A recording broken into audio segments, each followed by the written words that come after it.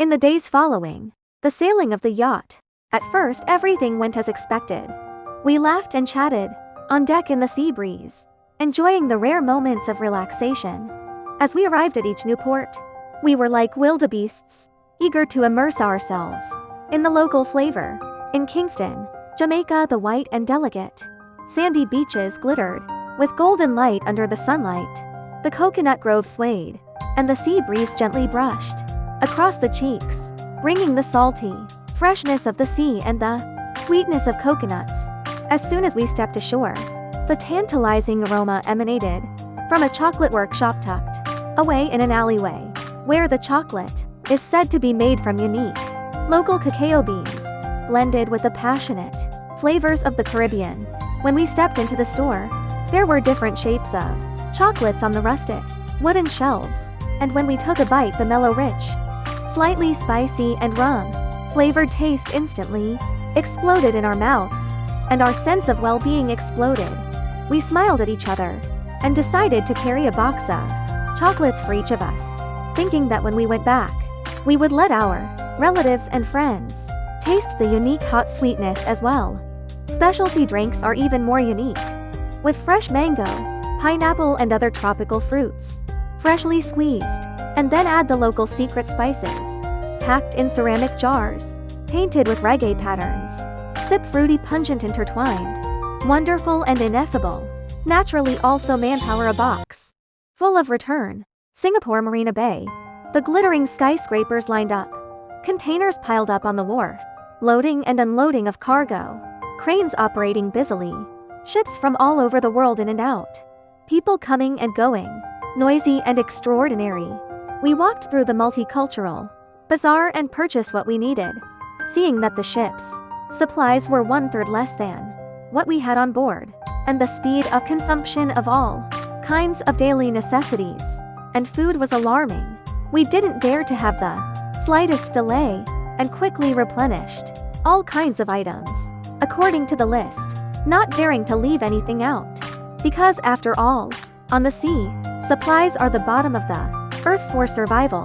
Emma and John are fascinated by the blue Mediterranean Sea, the elegant curve of the Bay of Angels, and the dreamy colors of street painters in nice France.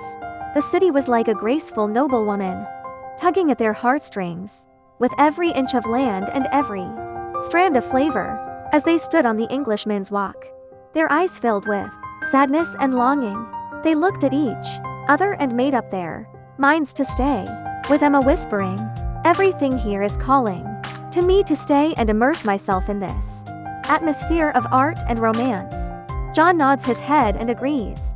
"It's only 4 stops anyway, so we can just skip the last one and come back for the rest of the group." On the way back, the crowd, though reluctant to leave, respected their decision, hugged them goodbye, and the yacht set sail again, heading for the unknown next stop. With the yacht gradually away from the land, sailing into the vast deep sea, an inexplicable uneasiness creeps into the heart. Occasionally, when we passed by other vessels, we found that the crew of the other side looked in a hurry and acted strangely, and there even seemed to be panicked shouts from the decks of some vessels, but we could not really hear them because of the distance. Another time late at night, Lucas, in the debugging of communications equipment, inadvertently captured some intermittent, ambiguous distress signals, but when he tried to further lock the source of the signal, listened to the content but nothing. These strange signs gave everyone a vague bad feeling in their hearts. When the yacht docked at the 4th stop, the harbor called Ghost Harbor, Lucas was the first to notice something strange, frowning with a puzzled look in his eyes, muttering, "What's going on? Why is this harbor so quiet?" I was also full of questions, followed closely off the ship, looked around and echoed yes. According to reason, at noon the sun is strong. There should be staff busy figure. Why not a shadow of a person to see? Everyone is apprehensive, footsteps unconsciously lightened, as if afraid to disturb the eerie silence. Drifting in the sea for a long time. Signal intermittent into the norm. We have long been accustomed to not pay much attention to the phone, however only stepped on the solid ground of the harbor. But the cell phone suddenly beep beep beep beep ringing nonstop. In this dead silence, the sharp sound is particularly frightening. Seems to be from the hell of the alarm. The headline of the news came into view. A new type of virus has appeared in Tokyo, and it is highly contagious.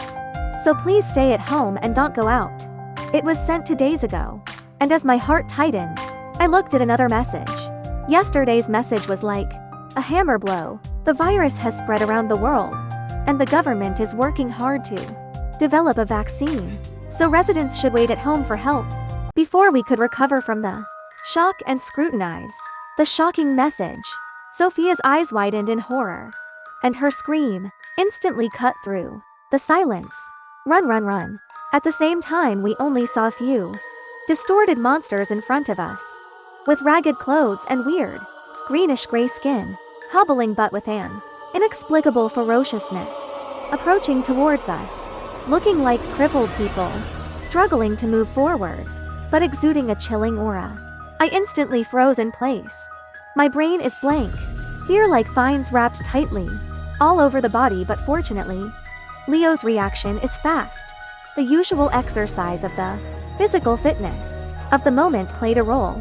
He shouted a drag on me. Spread legs, wildly run. People panicked, luggage scattered all over the ground. Also have no time to care. Desperately running towards the direction of the yacht.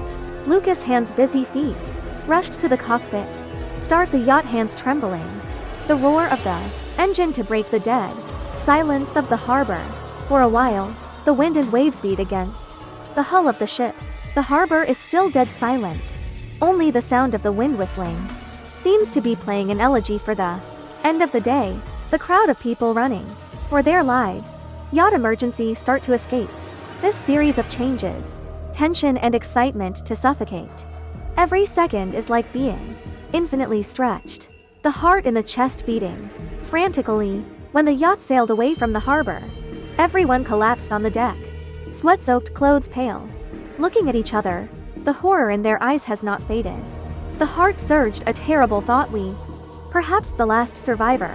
We've tried calling and texting Emma and John, but there's been no response. At Alfie may have been killed. However, as the days passed, the shortage of supplies became more and more serious. Everyone sat around in the dimly lit cabin, worried, looking at the little food and fresh water left. Anxiety spread in everyone's heart. Some sighed, others clenched their fists and began to discuss how to survive in this desperate situation. Each proposal carries the hope of life, but accompanied by heavy difficulties. To add insult to injury, the cell phone signal was completely cut off, and the last trace of light representing the connection with the outside world was also extinguished. The fear of the unknown, like a dark cloud, covered everyone heavily, and in the darkness, the only sound was each other's breathing and the sound of the waves pounding the fragile nerves.